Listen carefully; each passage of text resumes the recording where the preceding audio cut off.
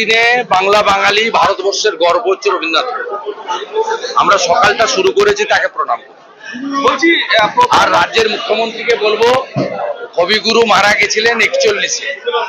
আপনি একবার নেতাজির জন্ম জয়ন্তীতে রেড রোডে দাঁড়িয়ে বলেছিলেন 47-এ রবীন্দ্রনাথ ঠাকুর এসে গান্ধীজিকে ফলের রস খাইয়েছিল। আপনি দয়া করে এই ভুলগুলো আর করবেন না। এই ভুলগুলো আর অন্তত রবি ঠাকুরকে নিয়ে, মাতঙ্গিনী হাজরাকে নিয়ে এইসব ভুল কথা আর বলবেন না। আজকের দিনে আপনার কাছে এটাই প্রার্থনা করি। হাইকোর্টে চাকরি বাতিল হলে বলছেন সেটা বিজেপি কিনে নিয়েছে বিচার ব্যবস্থা, আর সুপ্রিম কোর্টে সুবিধা বলছেন ওটা ইন্টারিম সদিকা। কালকেই চোর মমতার এসএসসি বলেছে 8,000 চাকরি বেআইনি করে পেয়েছে। আমাদের চাকরি খাওয়া নেওয়ার সঙ্গে কোনো বিষয় নয়। আমাদের কাজ হচ্ছে 2022-এর 5ই মে মন্ত্রিসভার মিটিং করে চোরেদের চাকরি রেগুলারাইজ করার জন্য চোর মমতার নেতৃত্বে মন্ত্রিসভা অতিরিক্ত শূন্যপদ তৈরি করেছিল। আমরা চাই 22 সালের 5ই মে ক্যাবিনেটে যারা ছিল তারা জেলে যাক, তাদেরকে আমরা জেলে দেখতে চাই। সেটা হবে। মাপলার গেছে জেলে, এবারে হাওয়াই চটি যাবে জেলে। কটা দিন সময় পেল, একটু এসি ঘরে থাকুক আর হেলিকপ্টার করে ঘুরুক।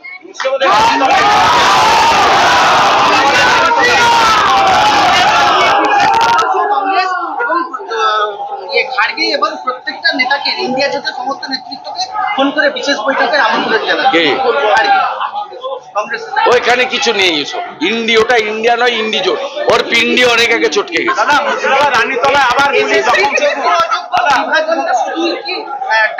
আরে ক্রেডিট গোজ টু প্রধানমন্ত্রীজি। প্রধানমন্ত্রীজি না বলেন বাংলার মাটিতে যে যোগ্যদের পাশে বিজেপি আছে, যোগ্যদের জন্য লিগ্যাল সেল তৈরি করবে স্টেট বিজেপি। তারপরে সন্ধ্যাবেলা এসএসসি বলে যোগ্য অযোগ্য আমরা বেছে দিতে পারবো।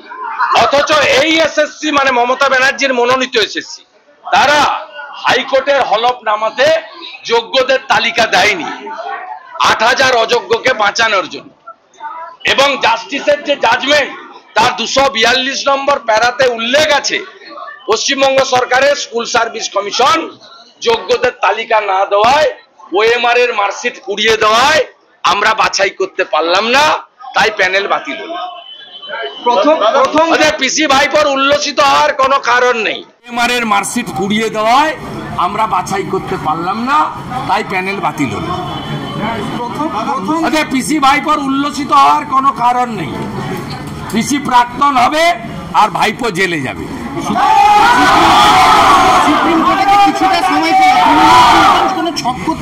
কিছু করতে পারবে না। কোর্ট যা করেছে ঠিক করেছে, ন্যাচারাল জাস্টিস। সকলের কথা শোনা, সকলকে বলতে দেওয়া, এবং কোর্ট বলেছে আন্ডারটেকিং দিতে হবে। চাকরি গেলে 12% সুদ সহ টাকা ফেরত দিতে হবে।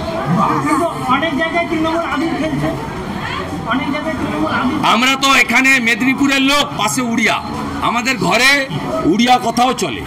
উড়িয়া বাংলা মিশিয়ে একটা আমাদের আলাদা কথা আছে। আমরা এখানে একটা বলি মিছা পাও মনকে, মিছা কৌ মনকে পাও,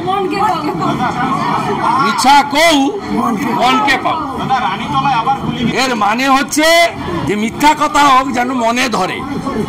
কারণ পিসিকে তো মিথ্যা কথা বলতে হবে, কারণ কালকে তৃতীয় দফা পর্যন্ত পিসি হেরে ভূত হয়ে গেছে। বাকি দফাগুলো তো মানে দফা রফা হয়ে যাবে।